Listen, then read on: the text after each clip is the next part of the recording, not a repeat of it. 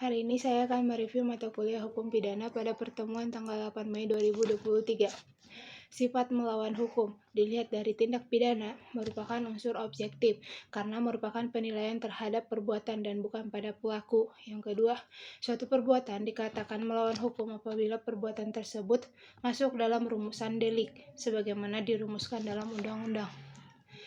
Selanjutnya, perbuatan yang memenuhi rumusan dalam undang-undang tersebut tidak selalu bersifat melawan hukum, sebab mungkin ada hal yang dapat menghilangkan sifat melawan hukum dalam perbuatan tersebut.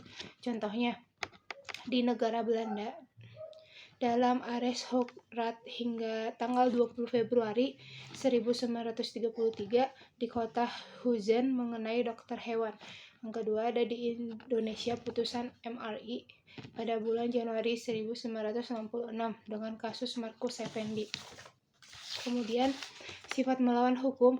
1. Melawan hukum formil. Melawan hukum formil perbuatan itu bersifat melawan hukum apabila dirumuskan sebagai tindak pidana dalam undang-undang yang diberi sanksi. Kemudian sifat melawan hukum dapat hapus apabila diatur berdasarkan undang-undang. Selanjutnya, jadi melawan hukum secara dengan bertentangan dengan undang-undang tertulis. Melawan hukum material. Melawan hukum material bukan hanya berdasarkan undang-undang tertulis saja, tetapi juga berdasarkan asas-asas hukum yang tidak tertulis atau living law.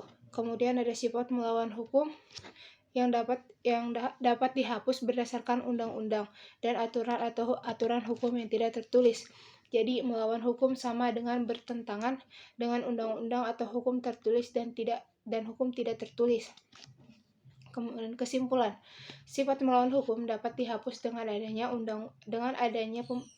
alasan pembenaran. Menurut sifat melawan hukum formil, ada alasan pembenarnya hanya dapat diambil berdasarkan hukum tertulis.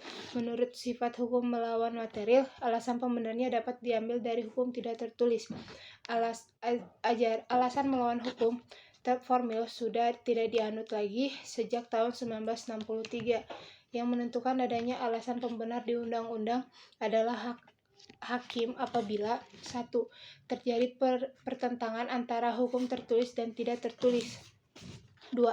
Hukum tidak tertulis tersebut harus dipandang adil dan benar oleh seluruh masyarakat umum. 3. Rasa keadilan itu harus bersifat umum.